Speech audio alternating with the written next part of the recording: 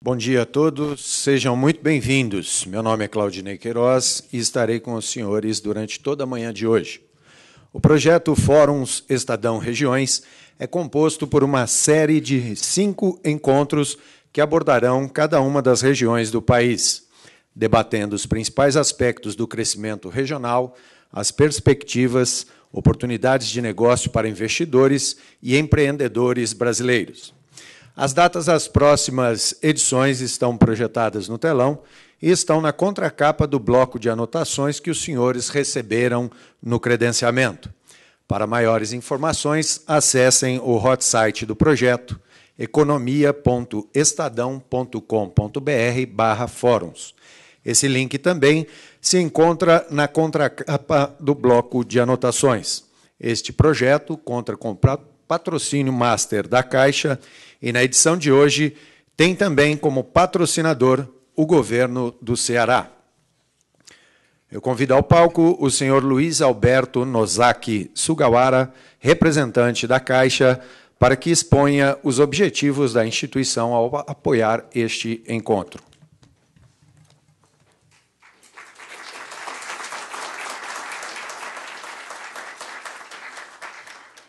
Bom dia a todos. Em nome da Caixa, queria dizer que a gente se sente honrado em participar desse evento. Acho que a empresa Caixa, como uma das grandes repassadoras de recursos do governo federal e também financiadora de diversas ações, tanto de infraestrutura, como de habitação, como diversos outros, não só da agricultura, como a gente acabou de ver aqui, se sente honrado em participar e acredita que fazer esse debate ela pode gerar maiores e melhores condições para que, de fato, as regiões do Brasil e o país se desenvolvam. Então, quero agradecer aqui essa possibilidade de participação, de podermos patrocinar um evento como esse, e acredito que será muito produtivo para que o país se desenvolva, especialmente no dia de hoje aqui, as discussões para que a gente convirja numa solução possível para o desenvolvimento dessa região Nordeste. Muito obrigado.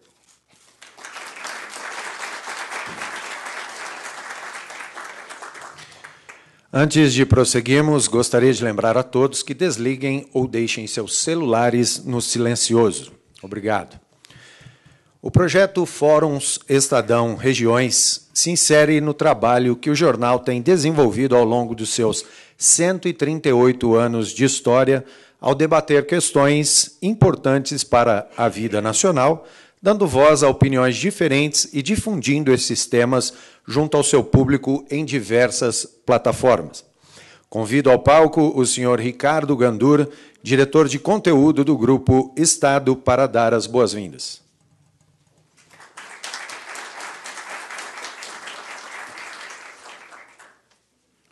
Obrigado a todos, muito bom dia, obrigado pela presença. Rápidas palavras de boas-vindas e incentivo, em nome aqui dos editores do Estadão, do Grupo Estado. Esse é o segundo ciclo Fóruns Estadão Regiões que realizamos. Já temos em planejamento o terceiro.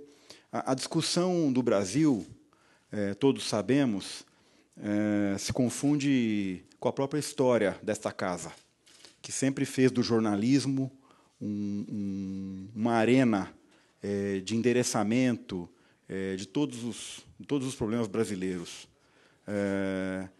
Eu diria que esse objetivo máximo do Grupo Estado tem sido hoje potencializado pela chamada era da multimídia. Nesse momento, qualquer um, teoricamente, em qualquer lugar do mundo, pode nos acompanhar pela TV Estadão, pela internet, fazer perguntas, enviar perguntas, pela rádio, pelo broadcast, depois assistir no site, ler um caderno especial no jornal. Então, o Grupo Estado, nesses últimos anos, tem se sentido muito energizado com a possibilidade de levar o seu olhar jornalístico para vários públicos, em qualquer meio, em qualquer dispositivo móvel, smartphone, tablet, computadores, etc. Essa é a nossa crença, que as possibilidades tecnológicas possam proporcionar que a gente execute um jornalismo ainda melhor, ainda mais influente e que possa abrir, como é o caso do Fórum Regiões, a possibilidade de todos os players da sociedade, num país como o Brasil, em que o aspecto federativo é tão importante, o Fórum Regiões se encaixa nesse contexto. Então, usar as possibilidades tecnológicas para que façamos uma melhor discussão, e não apenas como um meio, não apenas como um cosmético ou como um artifício tecnológico, e sim em prol do objetivo final, que é uma discussão de melhor qualidade. Então, é nisso que o Fórum Regiões Estadão se encaixa, e que, nessa manhã de hoje, com muita satisfação, abrimos aqui o primeiro dos 5 debates das 5 regiões, nesse segundo ciclo. Eu queria, de novo, agradecer a presença de todos os convidados que vão aqui hoje produzir esse conteúdo aqui em público, um jornalismo presencial, um debate, um evento, nada mais é do que um jornalismo presencial, depois convertido em documento pelos editores do Estadão. Agradecer muito a presença de todos e aos que nos prestigiam aqui no auditório, que se sintam já convidados para os próximos 4 encontros. Então, que tenhamos um bom evento e boa discussão a todos. Obrigado.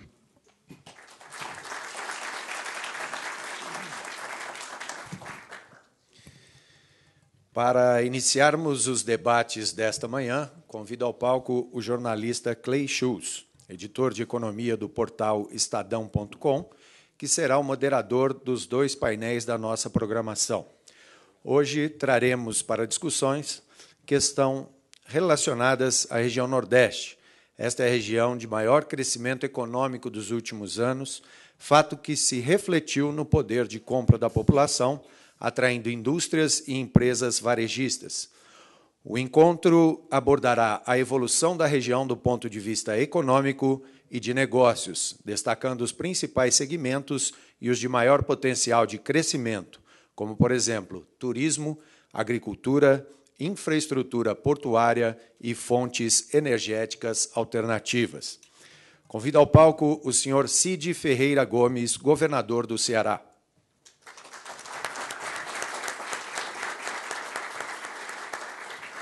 O senhor José Sérgio Gabrielli, secretário de Planejamento da Bahia. E o senhor Aristides Monteiro Neto, do IPEA.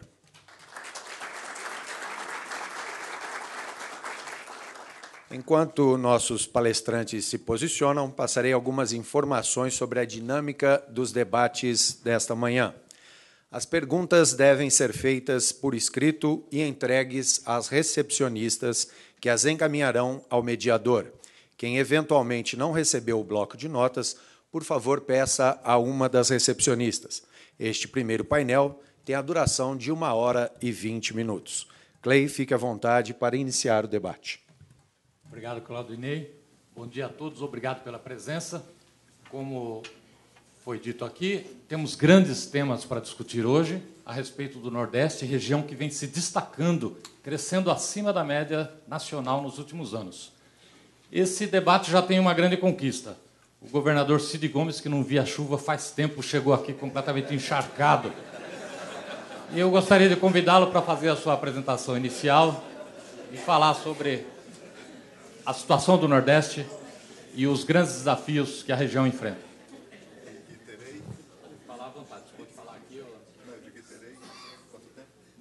15 minutos, né, Claudinei? É isso? 5 minutos. 5 minutos. Bom, eu estou aqui tal qual um pinto molhado e preocupado de não pegar uma pneumonia, porque o frio no auditório é grande, como a gente diz lá no Ceará. Bom, muito bom dia. É uma satisfação, uma alegria pessoal poder participar desse evento. Quero, inicialmente, cumprimentar o Grupo Estado pela iniciativa. O Brasil é um país que tem grandes dimensões e uma diversidade muito grande entre as suas regiões. E os brasileiros precisam conhecer mais o Brasil. Eu digo isso já com aqui o pedido de desculpas por não conhecer ainda pelo menos 1, 2, 3 3 estados brasileiros. Eu tenho 50 anos de idade, estou na vida pública e sou um curioso, e ainda não conheci até hoje 3 estados brasileiros. Não conheço, nunca pus os pés no Tocantins, nunca pus os pés em Rondônia e nunca estive no estado do Acre. Tenho certeza que muitos brasileiros, também como eu, não conhecem de ter estado, e é muito comum o desconhecimento em relação à realidade diversa que existe no nosso país. A minha mãe é paulista de Pindamonhangaba, e com 12 anos de idade, bom, meu pai é do Ceará, minha mãe é paulista, se conheceram no interior de São Paulo, em Adamantina, casaram, e os 2 primeiros filhos do casal nasceram em Pindamonhangaba, e depois o papai voltou para o Ceará, e eu já nasci lá, em 63. Com 12 anos de idade, eu vim conhecer a minha avó materna, em Pindamonhangaba.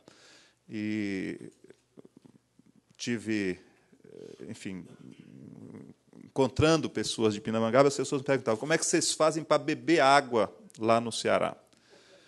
Porque a imagem que se tem, né, é uma imagem muito caricaturada, daquela terra rachada, como aquilo sendo a principal característica da nossa região. É bem verdade que o Nordeste brasileiro tem um índice pluviométrico bem abaixo da média brasileira. Lá no Ceará deve chover 750 milímetros, em média, por ano, e o sol é muito forte. Nós temos um índice de insolação dos maiores do mundo, o que provoca uma evaporação em torno de 2.100 milímetros por ano. Quer dizer que todo ano nós ficamos devendo algo em torno de 1.400 milímetros de água, dada essa relação. Chove 750, evapora 2.100.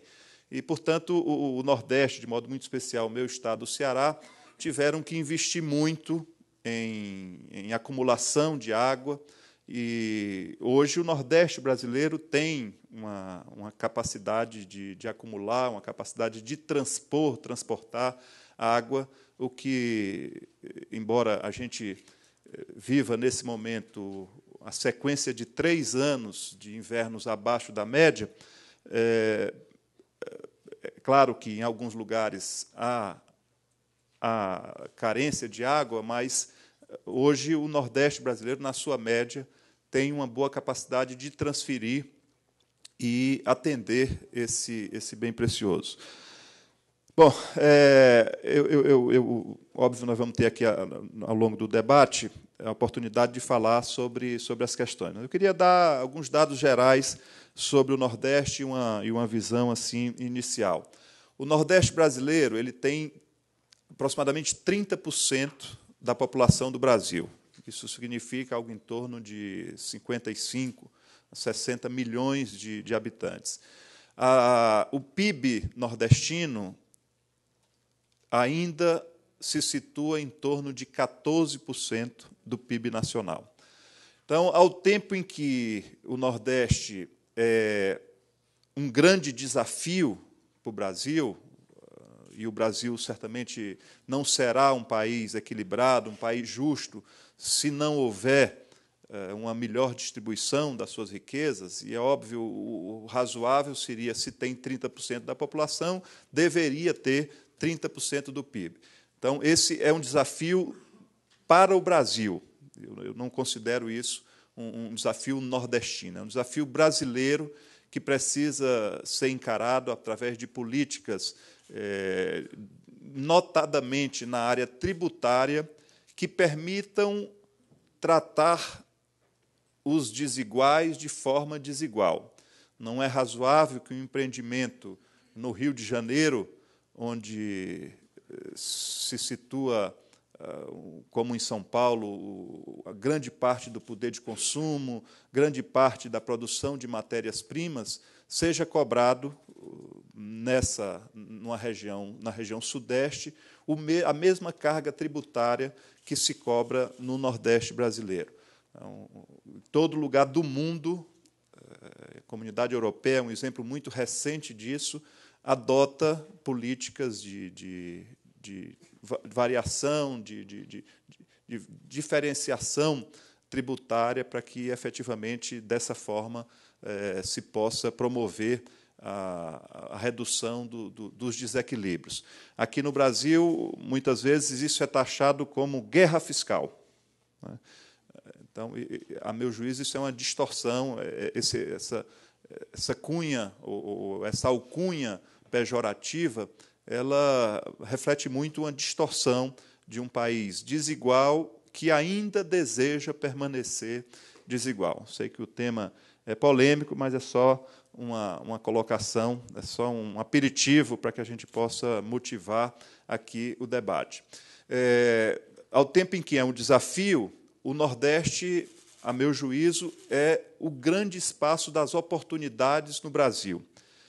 Em tempos de contração do mercado internacional, em tempos em que países da Europa, os Estados Unidos, a própria China tem reduzido o seu crescimento, o Brasil tem que olhar mais para o seu mercado interno e olhar no seu mercado interno mais para onde tem maior potencial de crescimento. E eu não teria dúvida em afirmar que a região de maior potencial de crescimento no mercado interno brasileiro é o Nordeste, né?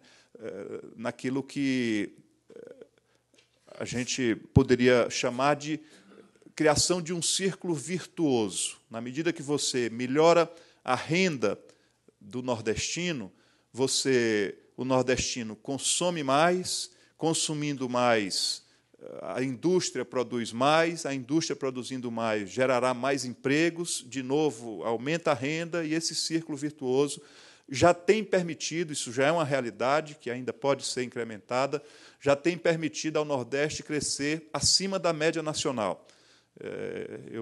Os dados estatísticos no Brasil, eles, às vezes, demoram alguns anos para se tornarem públicos, mas eu tenho dados do Estado do Ceará. Por exemplo, o ano passado, o Brasil cresceu 0,9%. O Estado do Ceará cresceu 3,2%, portanto, quase 4 vezes mais do que o Brasil. E isso, o crescimento superior ao crescimento do Brasil, tem se repetido ao longo dos últimos anos, criando ou motivando ainda mais esse círculo virtuoso. É claro que algumas mudanças estruturais serão necessárias. O Brasil precisa discutir, e, a meu juízo, a única forma disso acontecer é promover essa discussão hoje para vigir daqui a alguns anos, né? Dessa forma, fazendo uma reforma tributária que dê oportunidade ao povo brasileiro pensar, discutir e aprovar o tamanho que deseja do Estado brasileiro.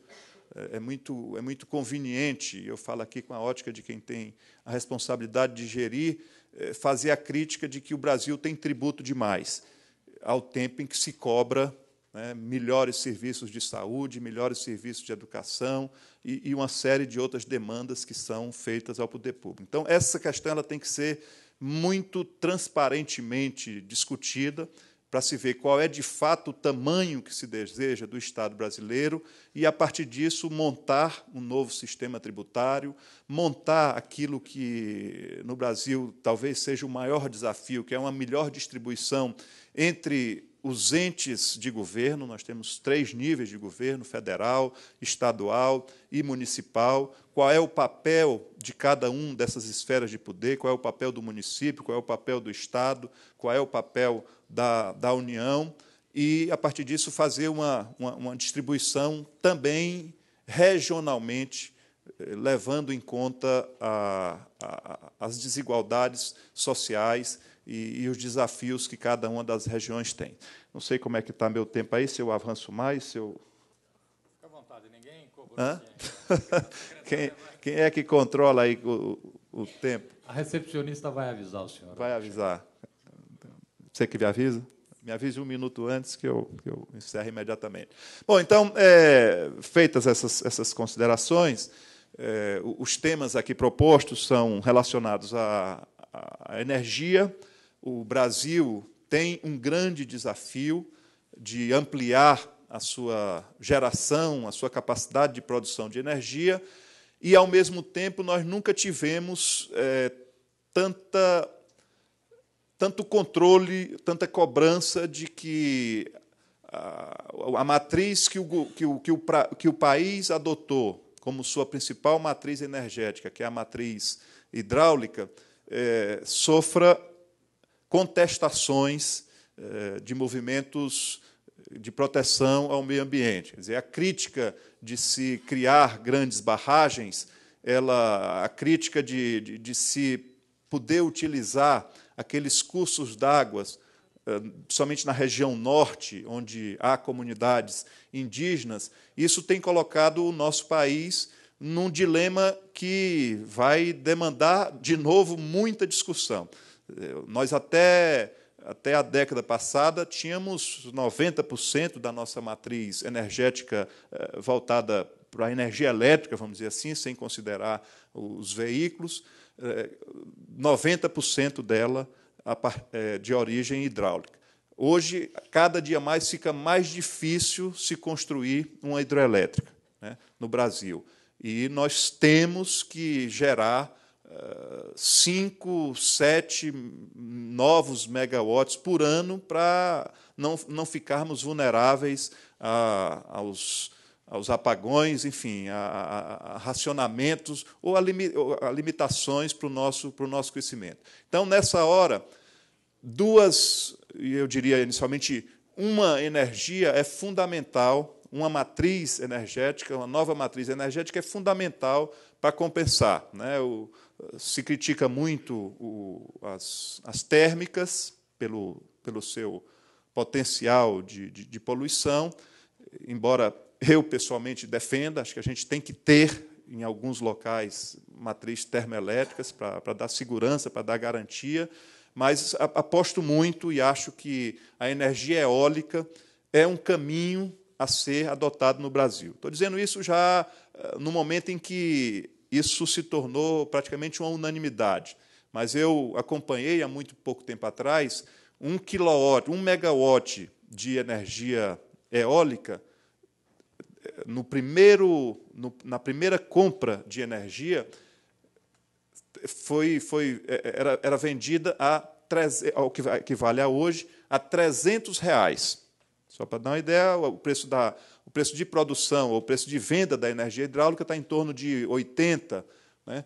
E a eólica, hoje, há pelo menos 1.000 megawatts no Brasil que estão sendo vendidos no primeiro programa de incentivo à energia eólica a R$300, mais de 3 vezes o preço da energia elétrica de origem hidráulica.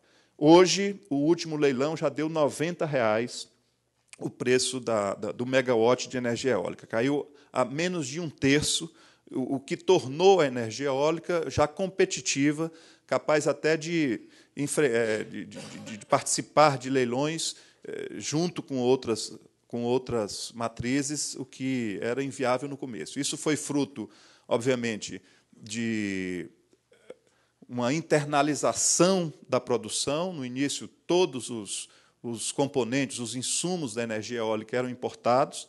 Hoje, no Ceará, nós temos fábricas de pá, nós temos fábricas de torre, temos fábricas de geradores, e isso se repete na Bahia, em Pernambuco, enfim, vários estados já têm produção dos insumos para a geração de energia eólica. Então, para dar, assim, de novo, um número específico do Ceará. Há 7 anos atrás, o Ceará importava toda a energia que consumia. Haviam 2 termoelétricas no estado, mas essas 2 termoelétricas elas funcionavam como backup, não produziam permanentemente. Elas ficavam lá, se houvesse algum problema, alguma crise, elas eram colocadas para funcionar. Portanto, geração permanente no Ceará era 0. Toda a energia que o Estado consumia vinha ou de Paulo Afonso, ou do Tucuruí, ou de Boa Esperança. Eram as 3 unidades de geração hidráulica que abasteciam o Estado do Ceará. De lá para cá, foram implantadas térmicas permanentes. Nós temos hoje lá uma grande térmica que tem capacidade de gerar 1.080 megawatts, é quase o consumo todo do Estado do Ceará. O Estado do Ceará precisa de 1.300 megawatts para funcionar, para dar combustível a toda a sua demanda. E nós já temos de energia eólica já perto de 600 megawatts, e isso vai caminhar para, muito brevemente, chegar a 1.000 megawatts, o que transformará... Aliás, hoje o Estado do Ceará já é um Estado exportador de energia, então, mostrando que, com isso, que o Nordeste tem grande potencial. E, a meu juízo, nessa área, o desafio se coloca de forma muito semelhante ao que aconteceu com a eólica, para a energia solar. Nós temos índices de dias com insolação que colocam a região inteira do Nordeste como um grande potencial de produção de energia solar. Com a energia solar, quer dizer, a energia solar hoje equivale à energia eólica há 10 anos atrás. Se você for com o nível de investimentos que existe no Brasil, praticamente zero. Nós não temos nenhuma unidade fabril aqui no Brasil, pelo menos de relevo, de energia solar. Então, hoje, a energia solar deve ser mais ou menos o equivalente a R$ 400 o megawatt. 4 vezes mais cara, ou 4,5 vezes mais cara do que a energia eólica. E óbvio que eu tenho defendido isso sempre, se há um estímulo à aquisição subsidiada, inicialmente, isso, com essa demanda inicial, artificial, mas necessária, a meu juízo, fará com que o preço da energia solar também caia e a gente possa ter, nessa matriz, uma nova fonte de geração de energia complementar, não poluente, para o nosso país. Poderia falar aqui rapidamente também de portos. O Brasil tem, nesse tema hoje, um dos seus grandes desafios. O sistema portuário brasileiro, em alguns locais, em algumas regiões do país, está completamente engargalado, e, em outras, está sobrando espaço para a utilização em portos. Como o meu tempo acabou, eu fico para, na sequência aqui, falar mais sobre esse tema. Muito obrigado. Obrigado, governador.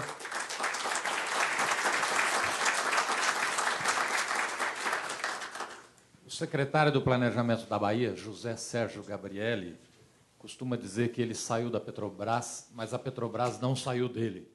Hoje nós vamos dar para ele 15 minutos para ele falar da Secretaria do Planejamento, da Bahia, do Nordeste, mas se quiser falar da Petrobras também, fica à vontade. Se não falar, a gente vai perguntar depois. Bom dia a todas e a todos. É um prazer estar aqui no Estadão, no Fórum sobre Discussões Regionais. Bom dia, governador Cid Gomes. Bom dia, meus colegas do Planel. Bom, eu tentei arrumar a minha fala em 3 diferentes temas. Um primeiro tema, que é o crescimento recente do Nordeste, os fatores que levam a esse crescimento, as limitações e a sustentabilidade desse crescimento. Um segundo tema que me parece importante é trabalhar a especificidade regional, que é a necessidade de um programa mais intenso, ao meu ver, de convivência com o semiárido, que nós precisamos para tratar da especificidade do Nordeste. E um terceiro tema, que me parece o mais importante nesse momento, é perceber que a continuidade desse processo de crescimento virtuoso que nós estamos vivendo no Nordeste vai depender fortemente da capacidade de execução de planos de investimento na área da logística para o Nordeste. Então, ao tentar fazer isso, evidentemente, eu vou concluir que o papel do Estado, não do Estadão, mas do Estado, vai ser muito mais importante no Nordeste do que é no Brasil, e, portanto, as questões de gestão do Estado e as questões políticas passam a ser mais relevantes para o Nordeste do que para o restante do Brasil. Então, a estrutura da minha fala é mais ou menos essa. Vou começar mostrando que a economia nordestina, Ceará, Pernambuco, Bahia, mas também Piauí, Paraíba, Rio Grande do Norte, Alagoas, Sergipe, Maranhão, ela tem, ao longo do tempo, uma aderência extraordinária com as variações da economia brasileira.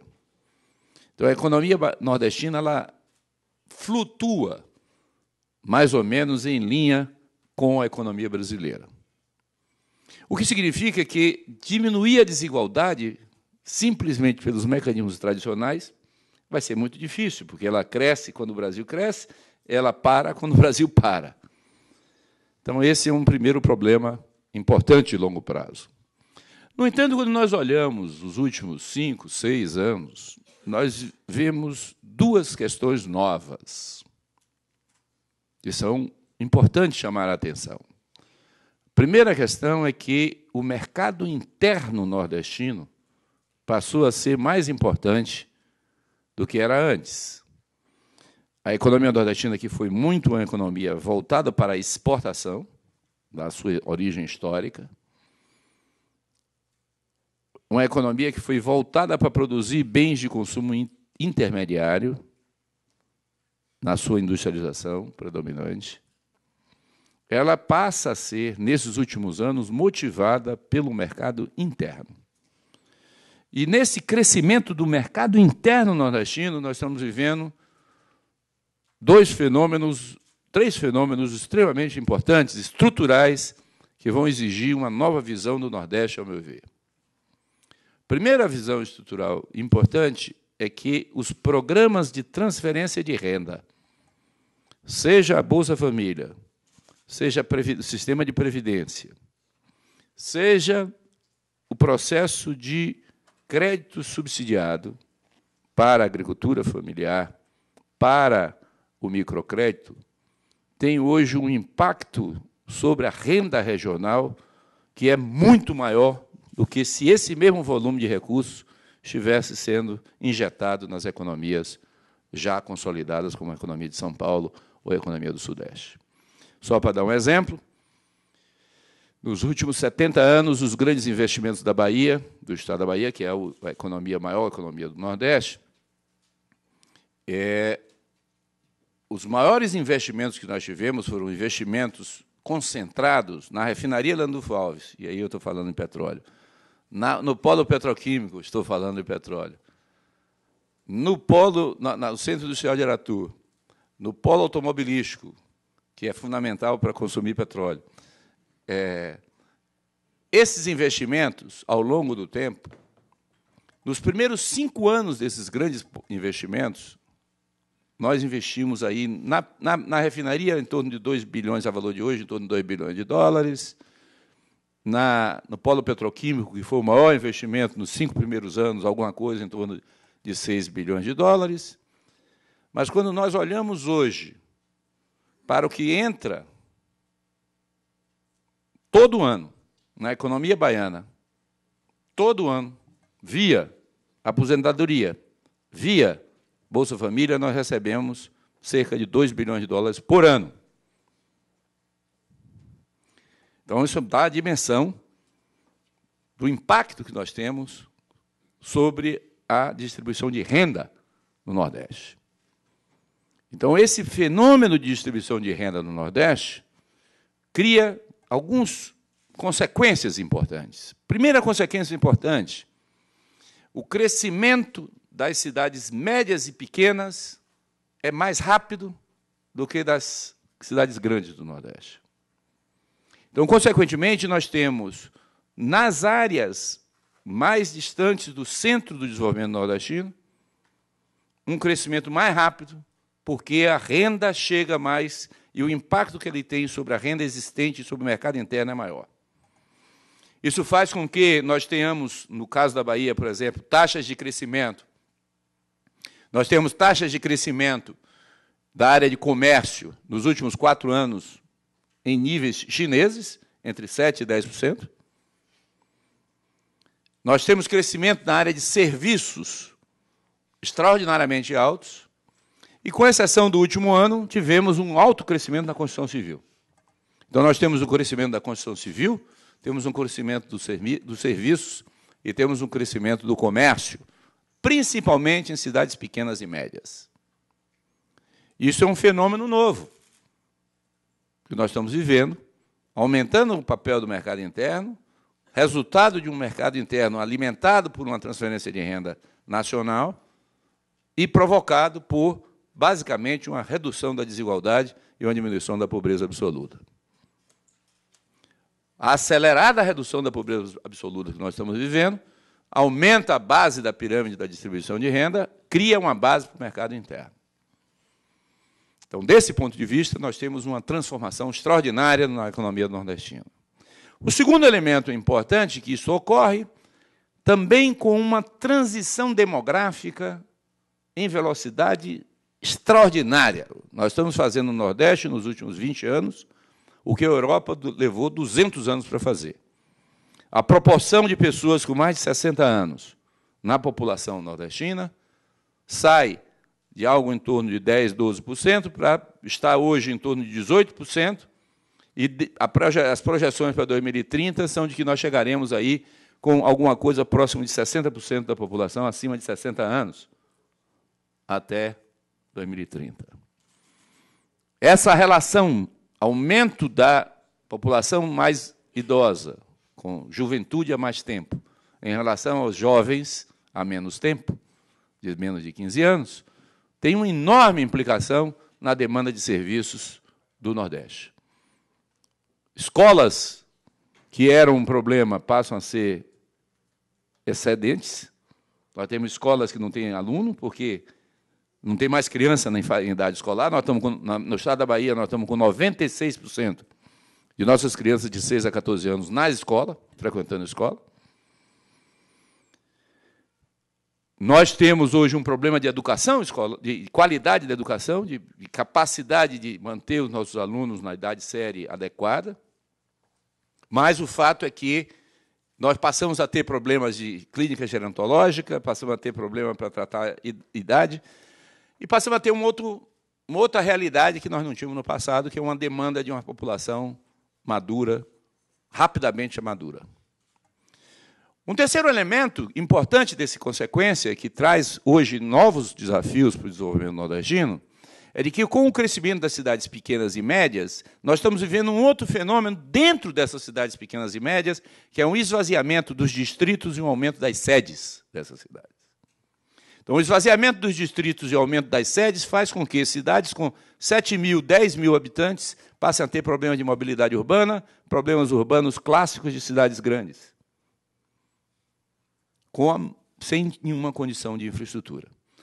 Portanto, como consequência desse processo de desenvolvimento desequilibrado, que todo mundo conhece, que é assim mesmo que ocorre o desenvolvimento, isso coloca de forma evidente a limitação da logística e da limitação da capacidade de atender às necessidades de movimentação de cargas de pessoas dentro do Nordeste.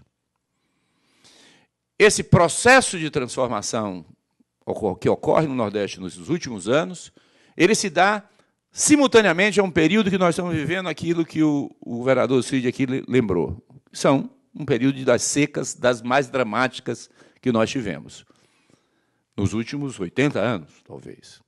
E essa seca dramática faz com que, por exemplo, este ano, o segundo trimestre desse ano, a nossa produção agrícola tenha tido um declínio de 3,8% em relação ao ano passado. Enquanto a agricultura brasileira foi a responsável pelo crescimento da economia brasileira, com 13,3, 13,4 de crescimento, a nossa agricultura caiu menos, a agricultura da Bahia caiu menos 3,8. Mesmo com essa queda da agricultura, mesmo com o efeito danoso da período de estiagem, nós não vemos grandes hordas de famélicos, nós não vemos invasões, nós não vemos grandes migrações, nós não vimos aumento da mendicância nas grandes cidades, nós não vimos fome das pessoas, nós estamos vendo perda de animais e perda de estoque de produção. Então, a economia nordestina tem que avançar nessa resiliência, nessa capacidade de enfrentar um fenômeno natural, que é o fenômeno da seca. O governador mencionou aqui o armazenamento de água, nós temos que ter uma intervenção rápida na questão da emergência, portanto, tem que ter uma atuação na emergência da falta de água, mas temos que avançar nas transformações do padrão produtivo do Nordeste. Por fim, para encerrar, já que eu estou numa fase final do meu tempo, torna-se evidente com esse crescimento, esse dinamismo interno, que o Nordeste tem uma dificuldade extraordinária de competitividade. Não se pode exigir do povo nordestino, por mais forte que ele seja, por mais produtivo que ele seja, por mais eficiente que ele seja, não se pode exigir de nossa terra, por mais produtiva que ela seja e capaz de produzir, que a gente compense as deseconomias da nossa infraestrutura logística. Não é possível querer que um produtor nordestino consiga competir com um produtor do Sudeste ou com um produtor fora do Brasil, com a infraestrutura logística que pode transportar o seu produto a custos muito menores do que nós temos. Portanto, viabilizar a expansão dos eixos troncais, ferroviários, hidroviários, portos e aeroportos é fundamental para manter esse ciclo virtuoso do crescimento brasileiro. E esse crescimento para o Nordeste, por mais que nós queiramos e vamos precisar fazer novas alternativas e novas estruturas de financiamento que envolvam o setor privado, ele tem que ser fortemente transferência do Estado, do governo federal.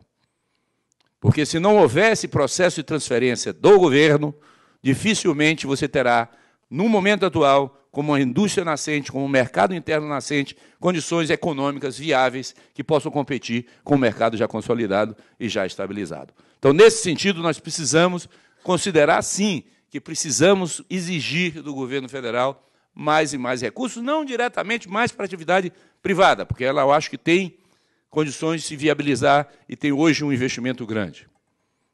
A Bahia, por exemplo, tem, como eu disse, uma previsão de investimento privado para os próximos anos de 37 bilhões de dólares, privado, que equivale, portanto, a 6 polos petroquímicos previstos nos próximos 5 anos do setor privado. Investimentos na área de mineração, eólica e celulose, fora da região metropolitana de Salvador. Portanto, investimento privado não é o problema. O grande problema é que nós não temos ferrovia, que nossos portos estão ruins, que nossos aeroportos não prestam, que nossas estradas estão ruins e que nossa educação, particularmente a área educacional técnica e educação superior, precisa de investimento público. E aí a questão política torna-se muito relevante, muito fundamental, porque, apesar dos nordestinos serem vocais, os paulistas e os cariocas mandam nesse país. Muito obrigado.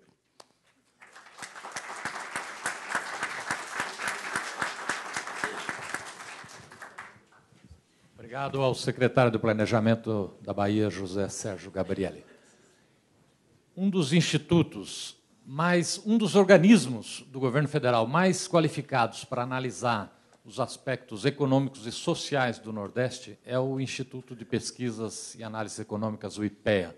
Por isso, nós convidamos aqui o Aristides Monteiro Neto, do IPEA, que é pernambucano, e lá de Brasília ele acompanha o que está acontecendo no Nordeste. Alguns dados o deixam contente com a sua terra natal e outros o deixam triste. E ele tem 15 minutos para falar sobre a situação do Nordeste, sob os aspectos que o IPEA acompanha. Fique à vontade.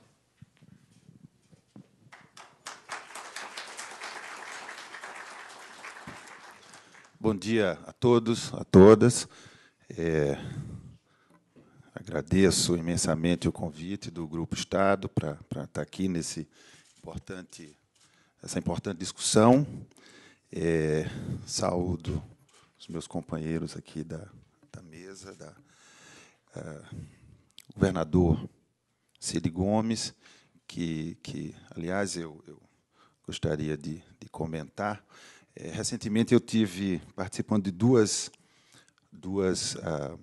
debates, 2 seminários justamente sobre o Nordeste, e foram ambos provocados pelos empresários cearenses. O Fórum Integra Brasil, eu participei de um primeiro fórum, primeira discussão no Rio, no BNDES, o Nordeste visto de fora, visto por quem está fora. E, em seguida, na conclusão, no seminário em Fortaleza, né? Então, muito interessante, parabenizo a preocupação em levantar essas questões. Bom, o que eu gostaria de comentar aqui, um pouco na linha do que o secretário Sérgio comentou, a preocupação com a sustentabilidade do crescimento, né? Então, nós temos visto no Nordeste, nos últimos anos, um avanço extraordinário, né? A política regional brasileira, desde os anos 60, quando foi pensada por Furtado, naquele momento crucial, inclusive problematizado por uma seca do final dos anos 50, que a abordagem sobre o Nordeste teria que ser outra, né? Não uma abordagem tópica sobre questões apenas hídricas, hidráulicas, como tinha sido o diagnóstico até então, mas uma abordagem do desenvolvimento.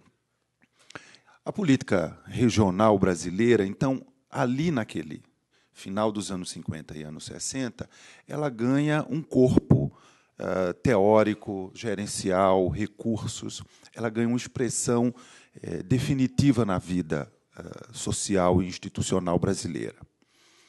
E os seus resultados são esses que nós vimos, né? Um processo de industrialização acelerado na região, né? Então, permitiu que a região pudesse acompanhar o ritmo mais geral do desenvolvimento brasileiro, o que não foi pouco, né? O Brasil, nesse mesmo período, anos 60, anos 70, ele se industrializa muito. É uma das nações no mundo que mais cresceram. E a região Nordeste, que teria passado até 1950, todo o seu último século em retraso, ela engata nesse trem e definitivamente passa a crescer, né? Em alguns momentos, ela cresce mais do que o Brasil. Em alguns outros, menos, né? Em geral, nos momentos em que a economia brasileira cresce pouco ou arrefece, o Nordeste ainda está crescendo acima. Quando a economia brasileira cresce muito, né, os momentos de grande intensidade, o Nordeste não acompanha exatamente no mesmo ritmo, chega próximo. Isso foi uma trajetória que se deu até mais ou menos agora, recentemente, anos 2000, né? A partir de 2003, 2004, o crescimento do Nordeste se dá acima do Brasil. Aí, olhando para isso, eu faço algumas... é isso que eu quero deixar aqui, algumas reflexões, para as quais eu não tenho respostas, mas a ideia é trazer questionamentos. Nós precisamos pensar. Nós tivemos um longo ciclo de política regional que gerou resultados importantes para o Brasil e para o Nordeste. Entretanto, a renda per capita do Nordeste, em termos relativos à renda per capita brasileira, em 2010, é a mesma de 1960, né? 50% do PIB per capita brasileiro. Então, um nordestino médio produz o equivalente à metade de um brasileiro médio, se pudermos falar sobre essas médias, né? Aí residem algumas questões. Então, toda a aceleração do crescimento que foi levada adiante no Brasil e no Nordeste, todo o ganho não se traduziu em expansão da renda per capita. O meu ponto, então, é o que nós precisamos fazer. Esse modelo ele deu certo em coisas muito importantes, né? Ele modificou a economia do Nordeste de uma economia rural, baseada em setores atrasados. Ela modernizou, em certo sentido, a economia nordestina.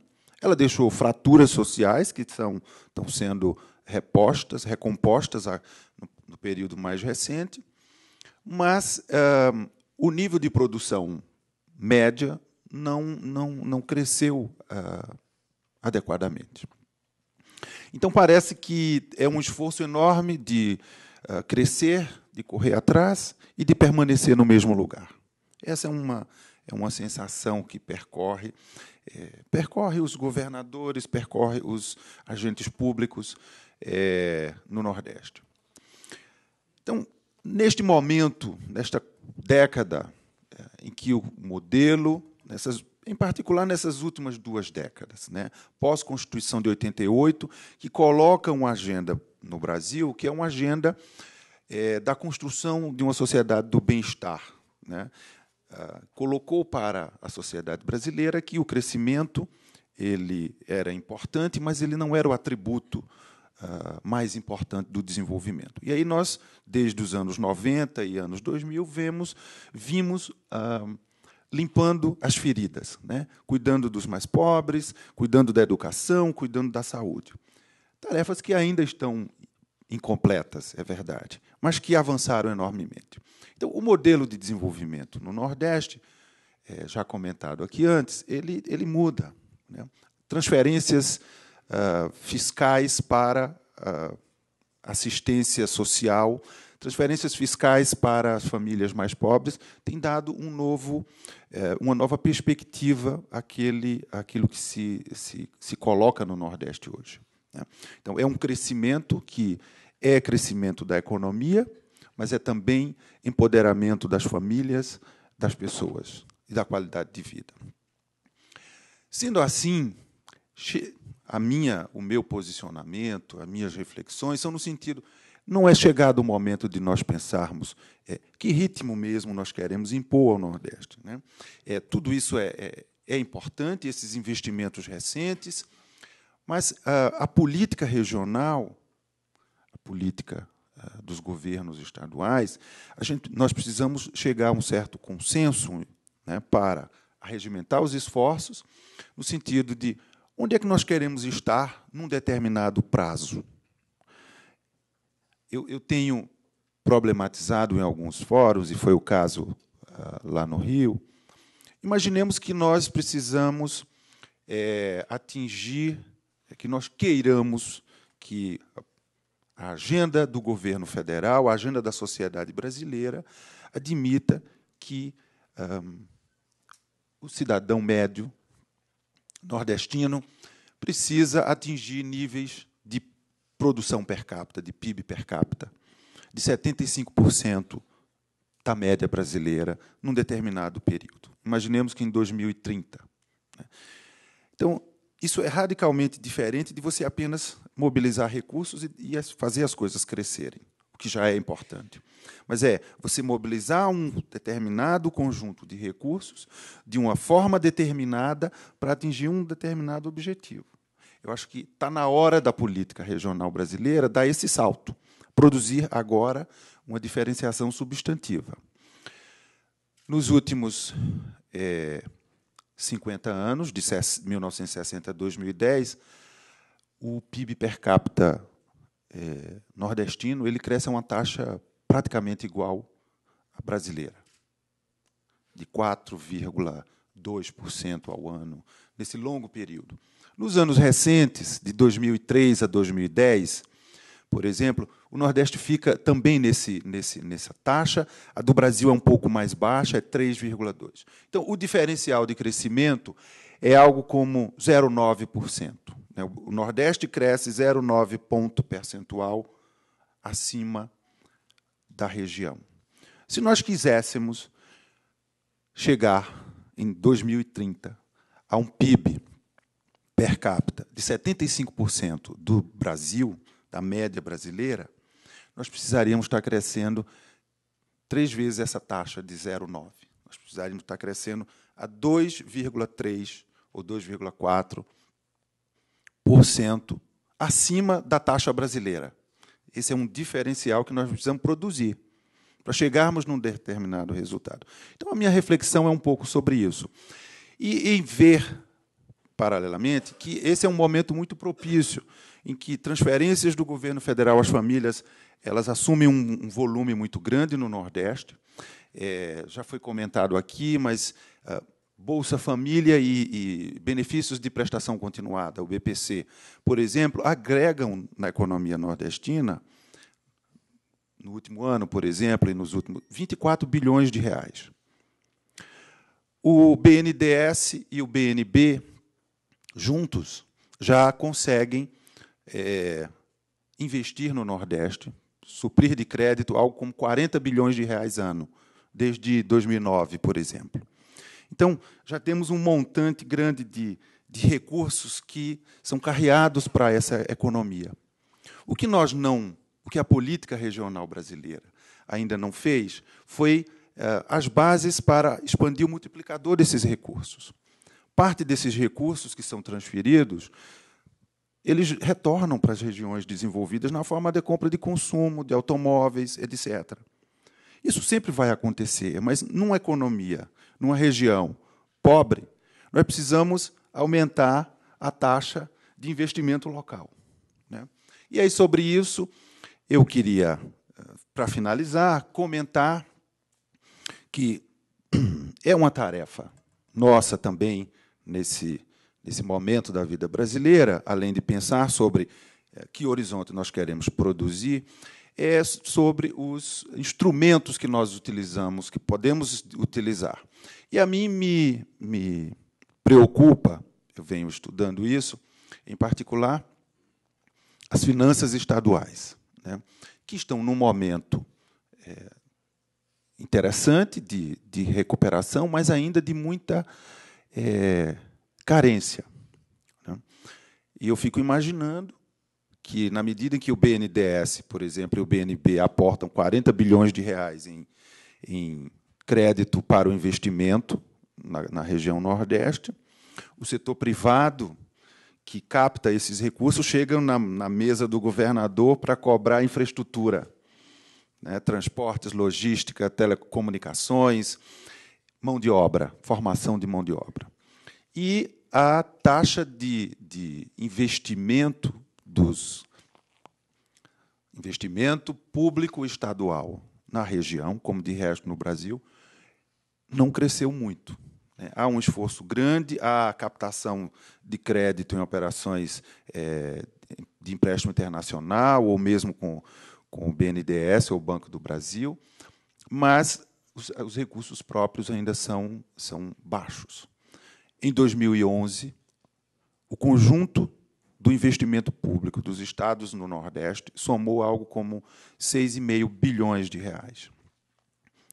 Os 9 estados no Nordeste, se rateassem, é claro que alguns têm mais. O Ceará está numa situação privilegiada, Pernambuco tem algo mais, mas os outros... Então, se você repartisse, era algo como menos de 1 bilhão para cada, 800 milhões de reais. Isso não dá para atender às necessidades que se impõem para a saúde, para a educação e para o atendimento da infraestrutura econômica. Então, nós estamos num momento crucial em que muitos recursos da sociedade brasileira e do Estado brasileiro estão retomados, estão postos para o desenvolvimento, mas a gente precisa pensar se eles são suficientes e precisamos pensar nas nossas estratégias. É importante colocar tudo isso de pé, mas é mais importante que a gente possa produzir um cenário mais factível. Caso contrário, daqui a 10 anos ou 20 anos, a gente vai estar dizendo que o Nordeste está bem, está fazendo um investimento aqui, acolá, mas que se encontra com metade do PIB per capita do Brasil. Então, com isso, eu encerro com essas preocupações, com essas questões que nós precisamos levar adiante. Eu encerro, então, meu posicionamento. Muito obrigado.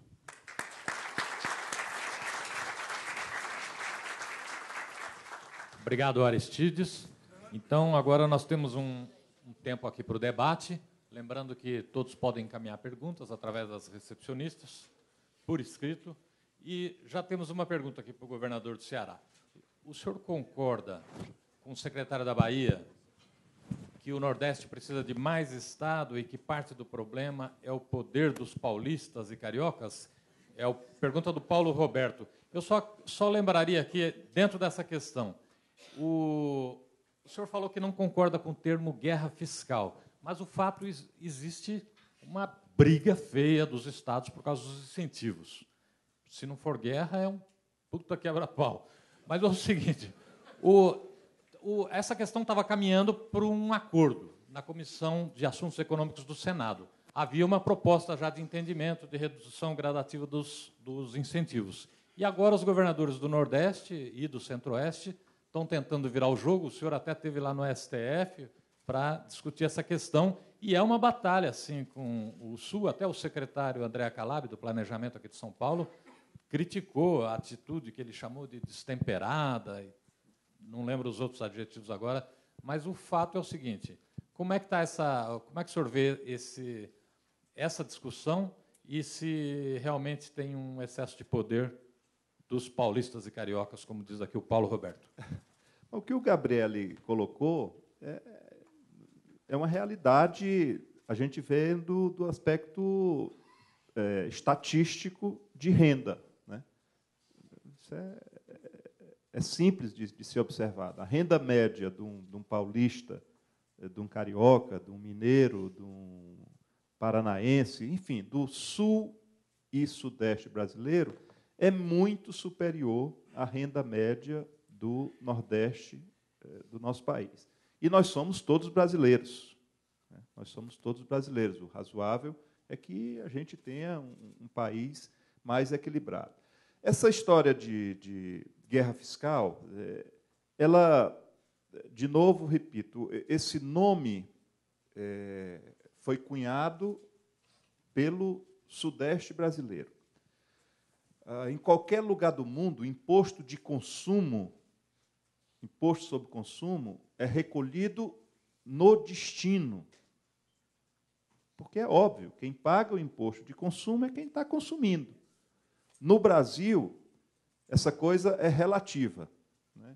Quando, me perdoe, eu não tenho nada contra São Paulo, não. Minha mãe é paulista. Meus 2 irmãos mais velhos são paulistas. Mas, quando interessa a São Paulo, porque tem, historicamente, o poder político no Brasil, e é só a gente ver a relação dos presidentes da República, dos ministros da Fazenda. O pessoal brinca, às vezes, dizendo, brinca não, reclama, esse negócio do Ministério da Integração é sempre um nordestino. Quer dizer, pois vamos trocar. Bota um paulista no Ministério da Integração e bota um nordestino no Ministério da Fazenda. Eu prefiro, certo? Então, veja bem, quando interessa a São Paulo que o imposto seja pago na origem, é assim. Quando não, não é assim. Petróleo, Gabriele, você que entende bem disso, é 100% no destino, porque São Paulo não produzia, vai produzir, mas até muito pouco tempo atrás, não produzia petróleo a despeito do esforço do Paulo Maluf de criar como é que chamava? Paulo e Petro. Então, energia. São Paulo também é importador de energia. Então, se é importador de energia, o imposto deve ser pago no destino, porque fica para São Paulo. Indústria automobilística, bens de consumo, que é tudo aqui. quando eu falo aqui, eu já estou sendo mais amplo, sul e sudeste do Brasil. Aí, parte desse imposto fica na origem. Agora, me perdoe, é razoável um piauiense lá de Piripiri, depois de ter acumulado aí, depois de ter feito 3 anos uma poupança, vai comprar um Volkswagen, né, um Gol, né, um ferro de passar, ele vai pagar um imposto para as regiões industrializadas, as regiões mais ricas do Brasil? Não é razoável. Então, a meu juízo, quem deveria equilibrar isso seria, primeiro, uma reforma tributária em que, se fizesse isso, o que eu defendo é imposto de consumo é 100% no destino. São Paulo nunca quis isso. São Paulo está admitindo reduzir o percentual. Hoje, São Paulo fica com 7 de 17, uma alíquota média média não, mais padrão, mais comum de ICMS é 17. Então, um cidadão, quando compra alguma coisa em qualquer lugar do Brasil, paga 17% a título de imposto de circulação de mercadorias e serviços, que é o ICMS, que é o principal imposto do Brasil, é o que mais arrecada no Brasil. São Paulo fica com 7 de 17, 2/5. Fica com 2/5 desse imposto. Então, não é razoável. O que é razoável nisso? Seria uma reforma tributária em que o ICMS fosse 100% no destino, pago no destino. Lá na CAI do Senado, começou-se a discutir essa matéria e a proposta era unificação de alíquotas. Tanto faz produzir no Nordeste como produzir no Sul, vai ficar o mesmo imposto na origem. Eu discordo. Eu acho que as coisas não devem ser assim. Ninguém deve tratar igual ou ninguém deve tratar desiguais de forma igual. A gente tem que fazer diferenças. E aí a proposta era unificar alíquotas. Hoje nós temos 2, né? Fica 7 quando o produto é produzido no Sul e Sudeste, e 12 quando o produto é produzido no Norte e Nordeste. A proposta seria unificar. Essa unificação, só na CAI, já está em 3. Eles estão mantendo uma alíquota de 12, porque o relator é de tal estado, e lá tem um produto que interessa lá uma alíquota de 12, então é 12 sobre o gás do Mato Grosso, para não dizer que é o Delcídio, que é o relator. O líder do governo é o Eduardo Braga, que é do Amazonas, onde tem a Zona Franca, então mantém-se 12 também para a Zona Franca.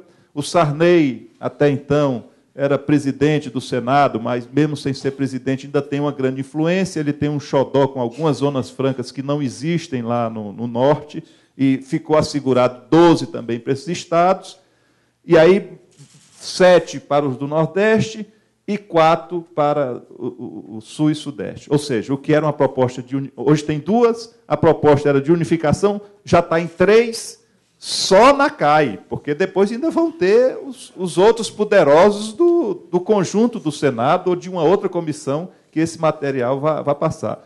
Então, repito, eu acho que o que precisa é a gente fazer um grande processo de discussão, de debate, qual é o tamanho do Estado, qual é o papel do Estado, do poder central nessa questão dos desequilíbrios regionais, a partir disso, se imaginar qual é o percentual de tributos que deve ficar, uma boa distribuição, enfim, e fazer isso hoje para vigir daqui a 10 anos. É a única forma da gente aprovar uma reforma tributária e uma reforma de Estado, né, de poder público no Brasil. Porque, se for hoje, para valer hoje, vai ter sempre uma banda muito forte contra, e isso acaba não se viabilizando. Eu, por exemplo, estou torcendo e militando para que essa unificação de alíquotas não vá para adiante. Secretário Gabriel, gostaria de colocar a colher nessa cumbuca, que não é uma guerra. Eu acho que o governador já falou fortemente da questão. Eu queria chamar a atenção para uma outra questão, outro problema, que é a inexistência de uma política regional de fato do país. Porque nós não temos, para a nossa política de habitação, para a nossa política tributária de desoneração fiscal, para a nossa política cambial, para a nossa política de estímulo às novas atividades econômicas, uma dimensão regional relevante na formulação. Aí remetemos ao Ministério da Integração e algumas áreas do Ministério do Desenvolvimento Agrário, algumas áreas do Ministério da Cidade, uma política com caráter regional setorial. Eu acho que é inviável, se nós estamos pensando não apenas para melhorar a vida do pobrezinho do nordestino, mas pensando que é uma área de expansão importante da economia brasileira do Nordeste, que está crescendo mais do que o Brasil, e que viabiliza... Nós somos um país continental, não adianta pensar que vai ser sempre possível produzir tudo no Rio de Janeiro e São Paulo e levar para o Nordeste. Algumas coisas sim, outras não. Então, você vai ter que criar novos mecanismos de produção e novos mecanismos de integração da política nacional. E isso é, no Estado nosso, no Estado democrático, fortemente resultado das ações dos grupos políticos mais dominantes e mais importantes. E, se nós olharmos a história brasileira, o papel de São Paulo, Minas Gerais e o Sul e o Sudeste, na formulação da República Brasileira, não sou eu que estou dizendo, isso é histórico, é evidente, a política do café com leite e a história brasileira mostra, como disse Cid, o Ministério da Fazenda é sempre dos paulistas e o Ministério da Integração fica com os nordestinos. A pergunta, embora o enfoque aqui seja mais econômico, mas tem umas questões políticas que a gente não pode deixar de lado, e a Juliana Diógenes está perguntando aqui para o governador Cid Gomes. Diógenes deve ser meu conterrâneo. Os seus aliados, Jaguaribe, ela, né? Os seus aliados políticos que sairão, candidatos no ano que vem, pretendem ir para qual partido agora que o PSB nacional saiu do governo? Em 2014, o senhor vai apoiar Dilma ou Eduardo Campos? Eu ia fazer essa pergunta, inclusive, embora seja política, mas tem impacto econômico. O senhor discordou da saída do PSB do governo. O senhor via alguma preocupação de que essa saída pudesse afetar os investimentos? É uma forma econômica de perguntar a questão política. Bom, deixa eu colocar de forma muito clara de que eu defendo que o PSB seja um partido, que é o meu partido, o partido que eu gosto, que eu quero bem, que eu tenho modestamente ajudado a crescer, a se consolidar no Brasil, embora ainda seja um partido muito pequeno. Nós temos 25 deputados federais, de 513. Nós temos 4 senadores de 81. Portanto, nós temos que ter consciência do nosso tamanho, embora o nosso planejamento, o que eu defenda, deva ser de um partido que tenha um projeto nacional. A meu juízo, partido que não tem projeto nacional, projeto de conquistar a presidência da República, é um partido doente, né? Então, feita essa consideração, o que eu penso é que o momento, agora, recomendaria ao PSB, na minha visão, se fortalecer e procurar, pelo menos, manter o espaço que conquistou em 2010 nos estados. Hoje nós somos, a despeito de sermos o 9º partido em representação no parlamento, nós somos o 2º partido em quantidade de governadores. Nós temos 6 governos, 6 estados governados pelo PSB, e só perdemos para o PSDB, que, salvo engano, tem 8 em quantidade de governadores, e em prefeitos de capital nós somos o 1º do Brasil.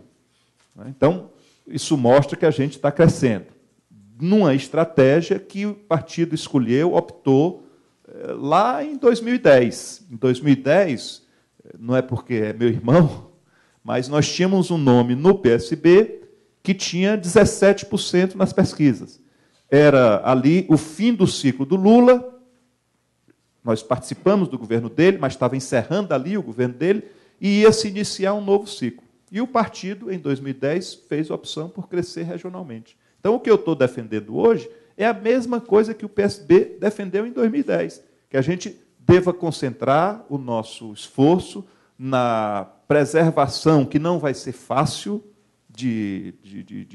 nosso espaço de governança de estados e ampliar, a partir de entendimentos majoritários, porque bancada depende de voto mesmo e não tem conversa, bancada de deputados federais. Senador, não, você pode fazer alianças e, nessas alianças, você acabar tendo a possibilidade de ter, com partidos mais fortes, um candidato ao Senado com chance de vitória. Então, tem sido essa a posição que eu defendo. Muita gente confunde isso com alguma hostilidade ao Eduardo Campos. Não é. Eu respeito muito o Eduardo. Ele é um dos melhores quadros da política nacional. É uma pessoa que tem, para mim, o necessário. Ele é bem avaliado pelas pessoas que o conhecem. O povo pernambucano tem no governo do Eduardo um governo com altíssimo percentual de aprovação. Portanto, só isso já fala pelo mérito que ele tem. Mas penso, repito, que a gente deva ter o projeto de presidência, disputar a presidência em 2018. Obrigado, governador. Uma questão que preocupa muito o Nordeste, que é a questão energética. O Nordeste recentemente sofreu mais um apagão, quase 16 milhões de pessoas ficaram sem luz há poucos dias. Gostaria de perguntar para o secretário Sérgio Gabrielli a respeito de como ele vê, ele que veio da Petrobras, a maior empresa de energia do Brasil, como ele vê essa questão, qual seria a solução? O governador Cid Gomes comentou agora há pouco da energia eólica, que está ficando mais competitiva. Agora, todo tipo de produção de energia tem algum impacto ambiental. Inclusive, a Vanessa Vieira, que está aqui no auditório, pergunta a respeito dos parques eólicos, que, apesar de produzirem energia renovável, apresentam alguma desvantagem, impacto visual e sonoro, a modificação do comportamento das aves. Tem, inclusive, entidades ecológicas que reclamam que a energia eólica pode fatiar os passarinhos que vão passando. Qual seria a solução? Olha, evidente que todo o processo de geração elétrica, de geração de energia, tem alguns efeitos ambientais. Agora, os nossos parques eólicos, a Bahia tem hoje instalado os maiores parques eólicos da América do Sul. Os parques eólicos da Bahia hoje estão na margem leste do Rio São Francisco, numa região que não tem muitos pássaros voando. Então, não é na costa, não é no mar. Na região do semiárido, lá junto ao São Francisco. E nós temos hoje 1,6 mil megawatts de parque de geração instalado. O problema elétrico do Nordeste hoje é principalmente um problema de transmissão. O investimento nas nossas linhas de transmissão é um investimento que está atrasado. E aí a nossa CHESF tem um pouco de responsabilidade. No nosso caso, nós temos 22 linhas de transmissão atrasadas, no caso da Bahia. E temos, inclusive, 2 parques eólicos com toda a condição de estar gerando energia elétrica e não temos linha de transmissão para poder alimentar o sistema elétrico. Mas essa transmissão é para importação, que a região importa energia. Não. Em termos de... Eletro viaja muito rápido. O fato de importar ou não importar para a eletricidade não é muito importante. Se eu tiver um bom sistema de transmissão com baixa perda energética, eu tenho um excelente trabalho, porque eu posso gerar distante e transmitir a alta velocidade. O eletro anda muito rápido e, portanto, não é grande problema. Além do mais, além da energia eólica, que eu acho que era relevante, nós vamos ter uma expansão hoje da termoelétrica e da disponibilidade de gás no Nordeste para a geração elétrica. O governador Cid Gomes mencionou as termoelétricas trabalhando na base no Ceará, mas isso só foi possível porque nós estamos com um terminal de regasificação lá do Ceará. Porque esse terminal de regasificação, que deveria funcionar intermitentemente, está funcionando 24 horas por dia, 7 dias por semana, trazendo GNL do mundo inteiro, gás natural liquefeito, para alimentar o sistema de gás e alimentar o sistema elétrico brasileiro. O Brasil tem também construído, recentemente, o Gazene, o gasoduto, que conecta toda a malha de gasodutos do Nordeste brasileiro com o Sudeste brasileiro, que não tinha até 5 anos atrás. A Petrobras está construindo na Bahia mais um terminal de regasificação com capacidade de 14 milhões de metros cúbicos dia. 14 milhões de metros cúbicos dia equivale a metade da capacidade do gasoduto Brasil-Bolívia. Então, não é uma coisa pequena.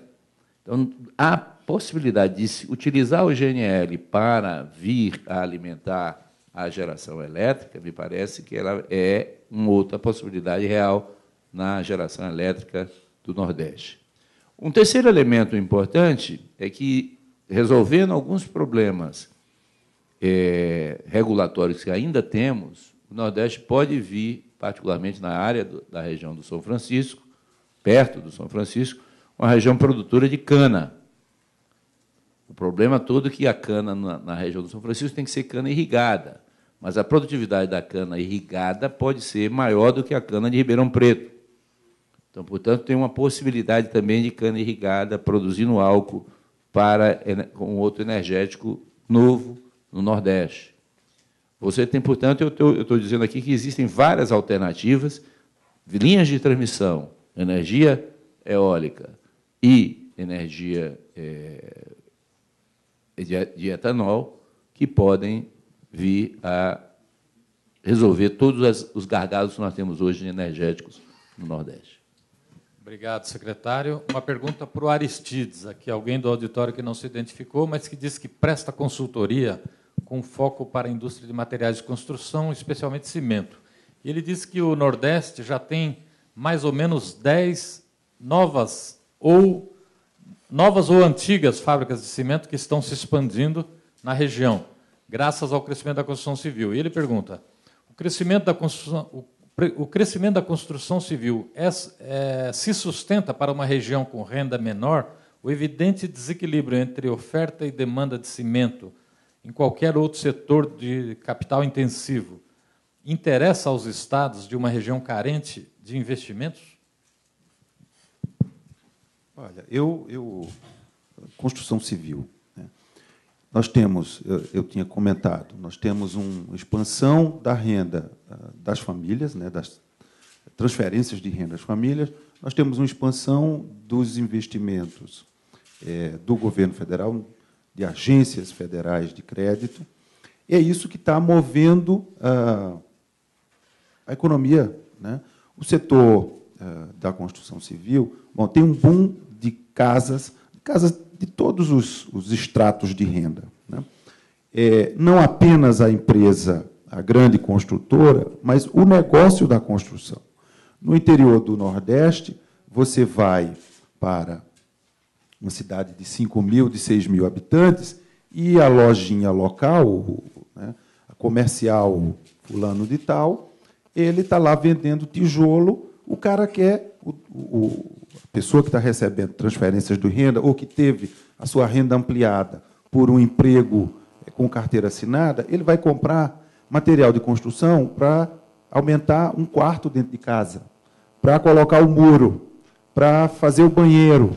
Então, esse volume, o somatório dessas pequenas coisas, tem tido um efeito muito importante na região, para além da construção civil das grandes cidades, das grandes obras. Quer dizer, o que a gente precisa entender é que há uma revoluçãozinha, há um movimento que acontece, que vai desde baixo, né, na economia, até as grandes construtoras. A sustentabilidade disso, eu acho que o horizonte é melhor nos próximos anos do que já foi. Eu acho que isso ainda se sustenta. Talvez as taxas de crescimento deixem de ser muito altas, mas o nível permanecerá. Então, assim como outros setores, como alimentos, e não é por menos, não é à toa que esse encontro se coloca. Quer dizer, essa discussão é de que o Nordeste hoje é um campo de oportunidades, né, para o empreendimento privado nacional. Então, o que se reclama aqui neste fórum não é que o Nordeste é um coitadinho. Na verdade, é o contrário. É que faz sentido para o desenvolvimento brasileiro não olhar para essas regiões, né, não olhar para a dimensão econômica, social, que está instalada nas regiões e que estava adormecida. Então, é disso que a gente quer tratar. Não apenas de guerras fiscais, mas das oportunidades. Se nós conseguirmos olhar o crescimento brasileiro dessa chave, as questões de guerra fiscal e outras, elas terão uma outra solução, porque é onde todos ganham. O grande capital da construção civil, imobiliário paulistano, carioca, eles ganham com o crescimento do Nordeste. Não é um jogo de soma zero. Não é um jogo em que o Nordeste ganha e o resto do Brasil não ganha. É o contrário. Na verdade, o desenvolvimento do Nordeste dos anos 60 para cá, que a literatura que os especialistas nominaram, foi um movimento de desregionalização do capital produtivo. Na verdade, todo o crescimento do Nordeste ele foi resultado da expansão do capital, vamos chamar assim, do Sudeste, de São Paulo, lá. Então, não é nós do Nordeste contra São Paulo, né? É aquilo lá, é a região Norte, a região Centro-Oeste, todas as regiões, elas fazem parte do grande mercado nacional. O Nordeste crescer na verdade, deveria ser visto que o crescimento do Nordeste, daquela economia, ela é parte da estratégia nacional do desenvolvimento, o que inclui a estratégia dos capitais paulistas. Tá certo? Então, é um jogo de soma positiva. É isso que eu gostaria de falar. Os setores, em específico, construção civil e vários outros, esses estão numa estrada grande de expansão. O que nós precisamos nos remeter aqui quais são os elementos que vão garantir que esse ciclo perpetue por mais tempo. Porque no Nordeste ele precisa ser mais longo do que no Brasil. Tá certo? Porque nós lá estamos muito atrás. É essa a minha grande preocupação. Nós estamos mais atrás. Tá certo? Precisamos queimar várias etapas. Então, o ciclo ele precisa ser mais longo, ele precisa ter um planejamento das cadeias produtivas, ele precisa adensar a tecnologia, adensar a capital, ao mesmo tempo que vai incorporando esses bens de consumo leve, duráveis, em todas as regiões. É uma oportunidade tremenda, é disso que a gente precisa tratar. Eu vejo esse momento como muito positivo. Obrigado, Aristides. Eu gostaria de perguntar ao governador Cid Gomes a respeito de uma pergunta aqui encaminhada pelo Matheus Tamioso. Ele fala aqui, falando a respeito da seca que foi abordado aqui, até que ponto o declínio da produção agrícola poderia ter impacto na importação de alimentos lá para a região. Eu aproveito para perguntar para o senhor o seguinte: como é que o senhor vê o andamento da obra de transposição do São Francisco, uma das, talvez a maior obra em andamento no país hoje, mas que vem enfrentando vários problemas de atraso? Quando é que a água do São Francisco vai chegar lá no seu estado e resolver aquele problema que o senhor falou da terra rachada? Bom, vamos lá.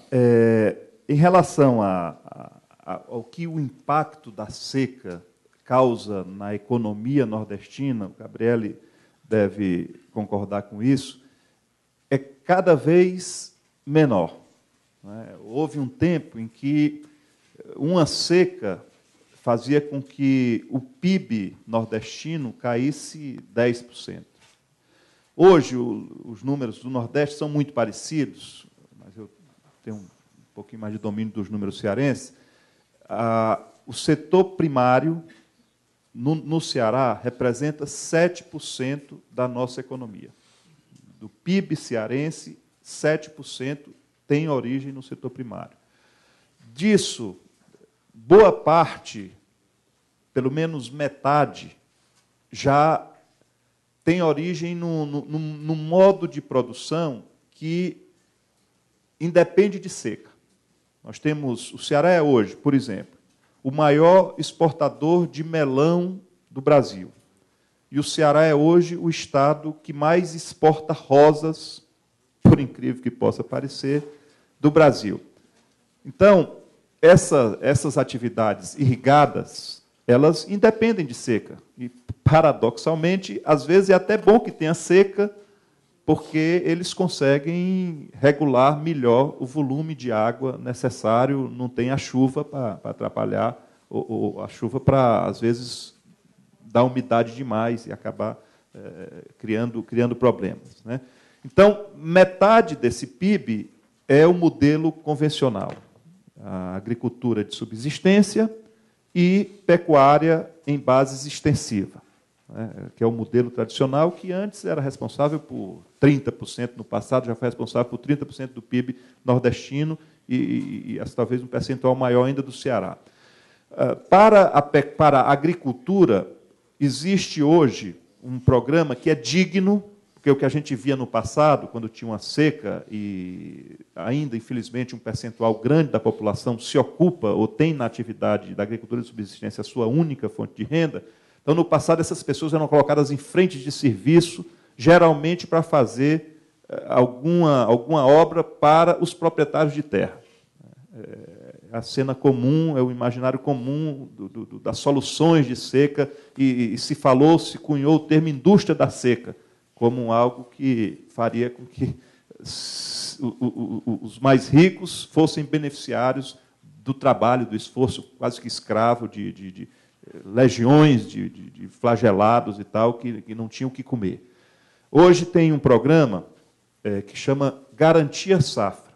O agricultor paga uma parcela, o município paga uma parcela por cada agricultor inscrito, o Estado paga uma parcela por cada agricultor do Estado e o governo federal entra com o valor. Isso compõe um fundo e esse fundo remunera o agricultor se houver perda de safra superior a 50%. Então, e é um valor equivalente ao que ele teria, considerando aí um módulo de, no máximo, 3 hectares. Isso é um programa voltado para a população de baixa renda. No Ceará, tem 304 mil pessoas inscritas nesse programa, o que faz com que essa observação feita pelo Gabriele, que você não vê aumento de pedinte, você não vê invasões, você não vê, enfim, aquelas imagens mais comuns no passado, de quando falava de cenário de seca, é boa parte por isso, tanto por programas de renda mínima, mas por esse programa que assegura às pessoas uma renda equivalente ao que se ele tivesse tido 100% de produção. Repito, com dignidade. Na pecuária, nós temos um desafio esse ano, embora assim, da imagem, de novo, no imaginário coletivo, se tenha a impressão de que morreu muitos animais, né? Mas, de fato, no Ceará, o que houve de perda de animais, e o rebanho lá nosso é algo em torno de 2,5 milhões de bovino, de cabeças, o que houve foi 4% de perda apenas. 4% de perda. Aquela imagem que fica na cabeça da gente, daquela carcaça de boi, né, morto e tal, aquilo ali aconteceu em 4% do rebanho, repito, enfrentando uma das piores secas dos últimos 50 anos. Então, às vezes, o problema é muito menor do que a gente possa imaginar. A segunda questão, desculpe. Não, era até sobre a transposição, quando chegaria para resolver essa questão? Bom, a transposição ela é uma obra que está dividida em duas grandes frentes. Uma frente leva sempre do São Francisco, obviamente, passando por Pernambuco e chegando ao leste da Paraíba. Esse é o que chama de canal leste.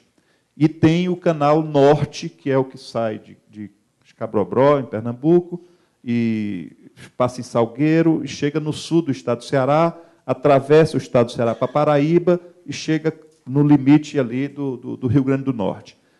Toda a obra prevê atendimento a 12 milhões de pessoas. E, ao contrário do que alguns possam imaginar, a transposição do São Francisco ela não é uma obra para atender populações dispersas, né? É uma obra para atender populações concentradas. Só a região metropolitana de Fortaleza, que é beneficiária desse programa, tem 3,5 milhões de habitantes.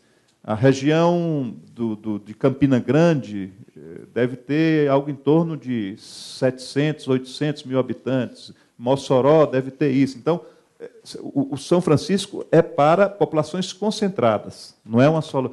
E não exclui ações voltadas para populações dispersas. Na zona rural, né, tem uma casa aqui, outra a 500 metros, outra a 1 quilômetro. Isso é uma outra... Você tem que ter uma outra ação, uma outra estratégia para atender.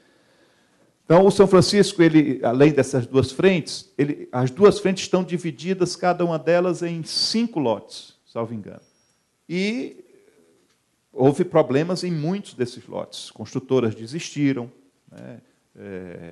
Enfim, uma série de problemas. Então, hoje, a informação que eu tenho, essa é uma obra que é tocada pelo governo federal, a partir do Ministério da Integração, é de que todas as frentes, são pelo menos 10 frentes nos 2 lotes, estão em andamento. E a previsão para chegar no estado do Ceará é 2014, o final do ano que vem. Gostaria de agradecer, tem várias perguntas aqui muito interessantes, mas a recepcionista já está acenando aqui que o nosso tempo, infelizmente, esgotou, e nós vamos tentar responder essas questões encaminhadas no caderno especial que circula encartado do Estadão depois de amanhã.